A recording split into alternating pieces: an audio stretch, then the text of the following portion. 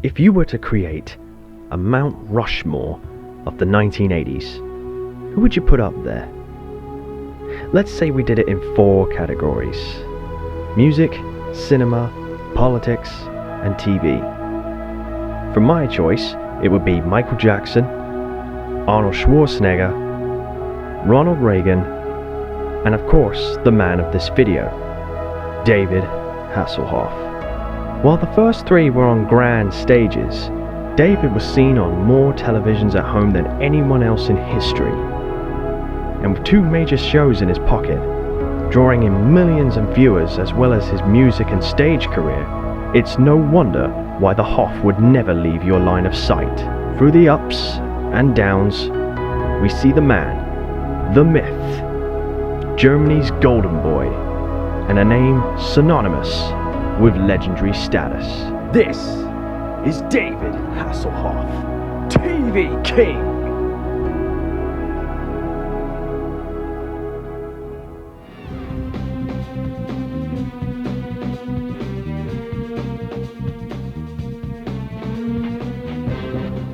Who are you?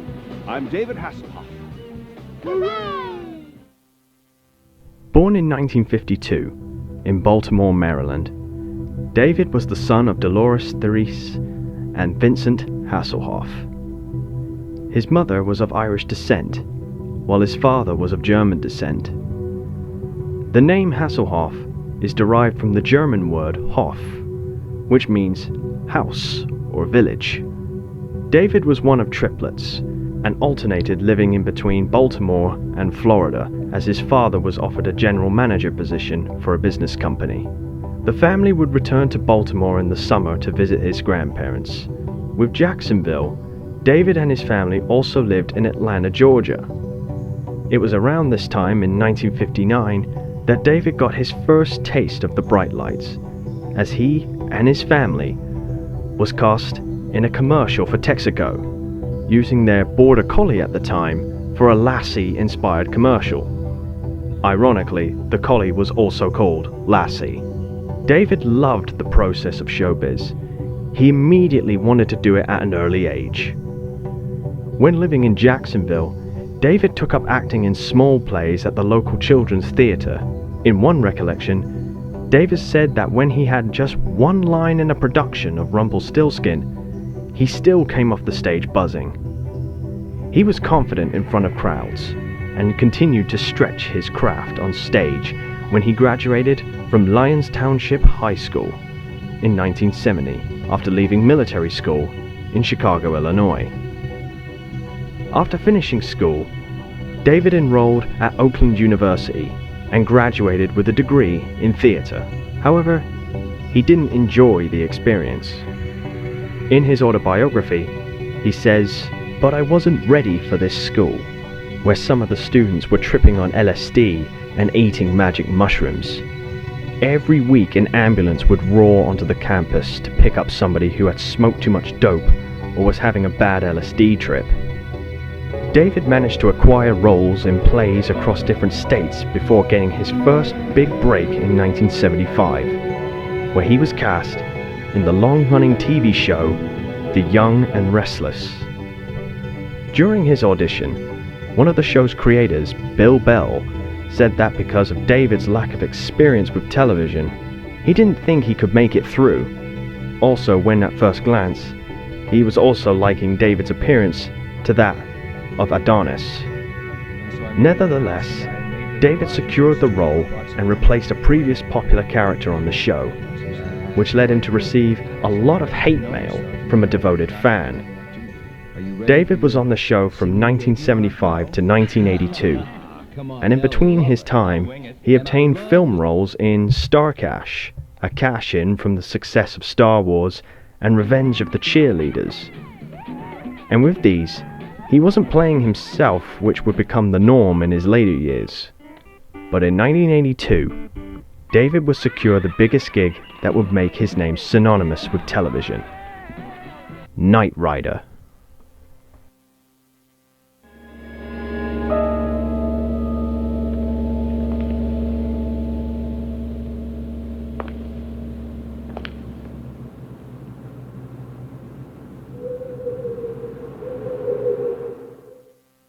David Hasselhoff became Michael Knight.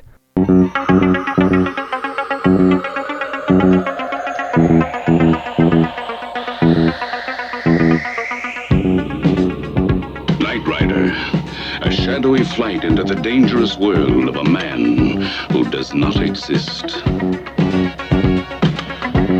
The most iconic TV character on television. The show to feature him and his trusty companion, Kit, the black Pontiac Firebird.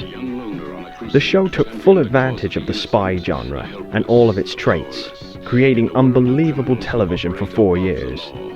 David likened it to America's version of Bond, and unlike a lot of action-packed shows at the time having an iconic car, the General Lee in the Dukes of Hazzard, the A-Team's van, Kit was a character of his own, and the chemistry between man and car connected with audiences everywhere, and the positive message it sent of all of its seasons. A 4-year-old child could watch it and fall in love with Michael Knight because he was a hero.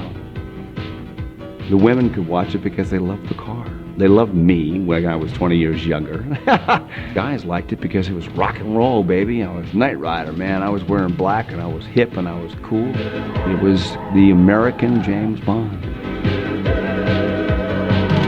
I wanted to be the first guy who wore black and actually was a hero. The show was massive, averaging 7 million people each season, with the highest rated episode being seen by 8.2 million people when Kit came up against his adversary, Carl. I am. You're never gonna be free until you defeat us!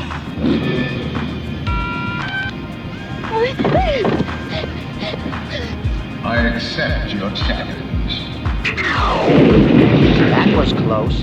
Yeah, I want it to be close. Are you ready? This launched the Hoff to new heights, accompanied by some sweet music deals in January of 1985, where the Knight Rider became the Night Rocker.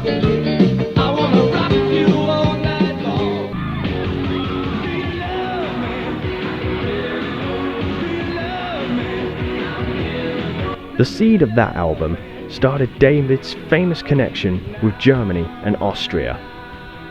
While the album had little to no success in the West, the East launched it to #1, partly due to Knight Rider being released further into European countries for its reruns after the show's cancellation. I had a hit record in Austria. A girl had come to meet me from a magazine. She said, "Oh my, your record Night Rocker is #1 in Austria." I said, "Where is Austria?" And she showed me on the map, and I said, Fly away, I am a night rocker. 4 weeks from that conversation, I was on tour and drew more people than the Rolling Stones. A year later, in 1987, David would release his second album, Lovin' Feelings. Unlike the previous outing, David took to a more softer approach with cover songs, yet his flamboyance would still be heard in the Austrian charts. But a year after that, he released a song that would be the single of its third album. And not only was it a song for the decade, but a song Germany would never forget.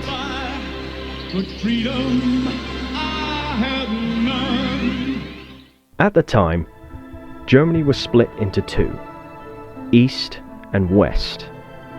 The East wanted to remain in its communist roots, and a massive concrete wall separating people from families and friends was erected.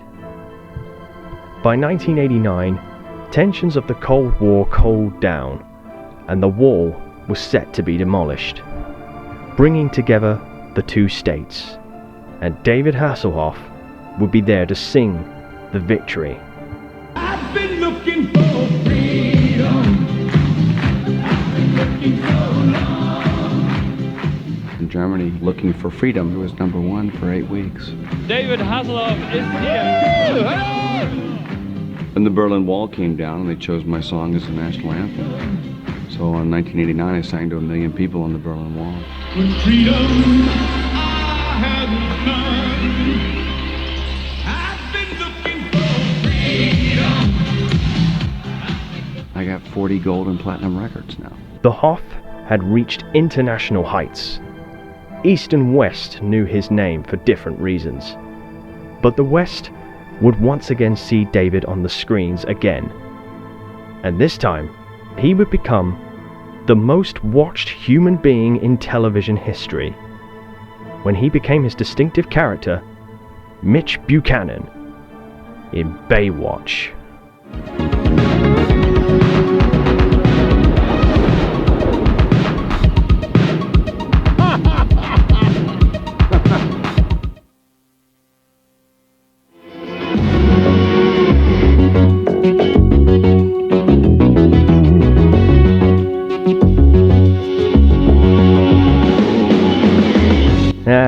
Expected the song, didn't you? When Baywatch debuted in 1989, it wasn't exactly the hit it would be in later seasons, becoming a staple show of the 90s. NBC originally had the reins of the show, but were unimpressed with its sitting in the ratings. And seeing that the show had potential, Hasselhoff saw the show was massive across the pond in Germany and the UK, and begged the creators to keep the show afloat. David even took a cut of his paycheck per episode, he was that confident. But a major factor was that NBC was done with the lifeguard drama. After the first year on NBC, with the exact same ratings as Knight Rider, because I don't think it was cool. It was appealed to middle America.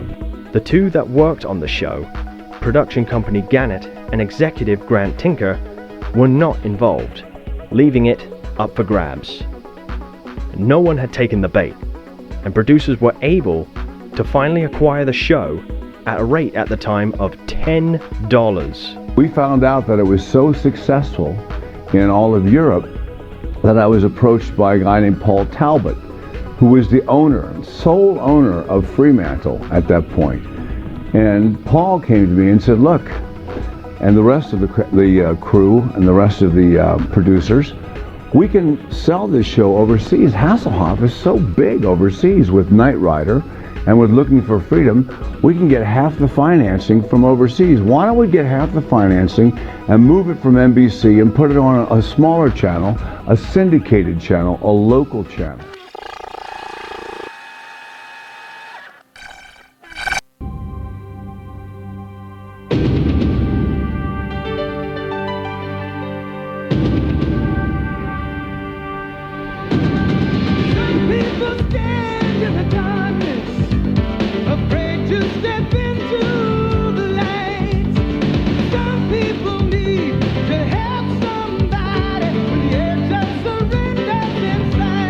My first guest is the executive producer and star of one of the most popular shows in the world. It's called Baywatch. It airs in over 10,000 countries. That's unbelievable.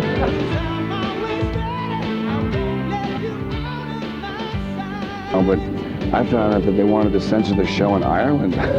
Really? Yeah, I mean, censor the show, like, there's no sex in our show. No. From the slow-mo to the sunny setting, coupled with a boatload of different stories, Baywatch ran for 11 seasons, along with a much more adult-oriented spin-off and a TV movie. And the show was a phenomenon, and David achieved something no one has managed to break, with his Guinness World Record.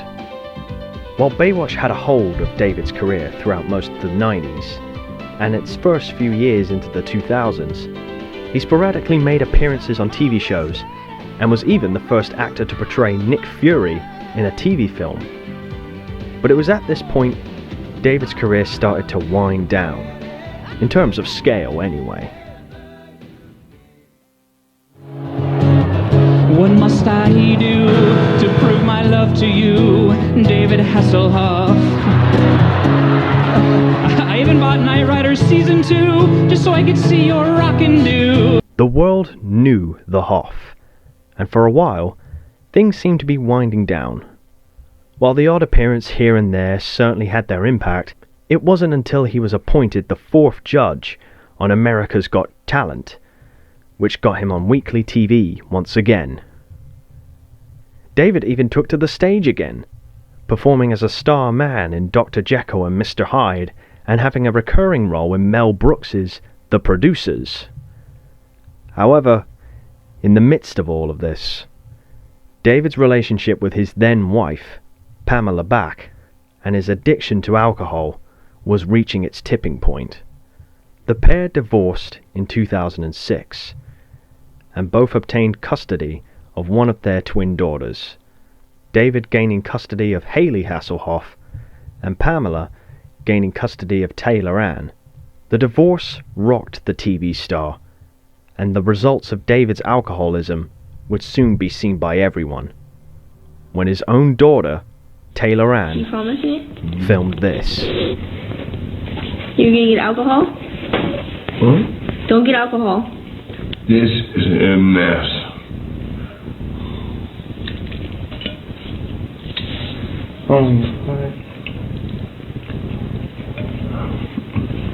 So Dad, you need to promise me you're not gonna get alcohol tonight, okay? What? You need to promise me you're not gonna get alcohol tonight. What? Okay? Oh? Because if you get alcohol tonight, you're fired from your show tomorrow. Thank God they're not coming tonight because you'd be fired from the show. The doctor's coming early in the morning, and if you have any alcohol in your system, you're fired from the show. Okay? Yeah.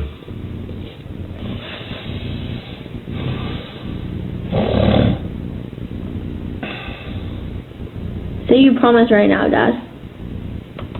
What? Tell me that you promise you're not going to get alcohol, and you're going to stop drinking. Tell me right now. Tell me right now you're going to stop drinking. I'll be fine. Tell me you're going to stop drinking. Tell me right now. Or I'm not going to talk to you ever again. And I will totally disown you because it's not fair to your family. What you're doing. Tell me right now. Tell me. You're not going to stop, are you? I'll be fine. Tell me you're going to stop. I'll be fine. Tell me you're going to stop. Tell me you're going to stop. I'm going to stop. Promise? No. Yes? Huh? Good. That's what I like to hear. David gave his response later on in the week, and has since been on an upward path of recovery. He has since managed to obtain custody of both his daughters and still occasionally appeared on TV shows and movies, Oh, come on. usually Mr. just Hoff, playing as we've been himself. waiting all day. Give the guy a chance. I gave him a chance. I didn't like it. I loved it. Initiating launch sequence. Did you see that? The control. Whoa! All hands on deck. 10 seconds to liftoff. Oh, hi. Find the form that best suited you. And this is the thanks I get? Didn't anyone ever tell you not to hassle the Hoff? Kazam! Holy fuck. I'm getting old. In addition, David has also added his charm to the digital world of the internet. Through projects in games, kick-started movies like the popular Kung Fury, and more music projects such as his most recent song, a metal banger called Through the Night, with the Austrian band Q-Stack.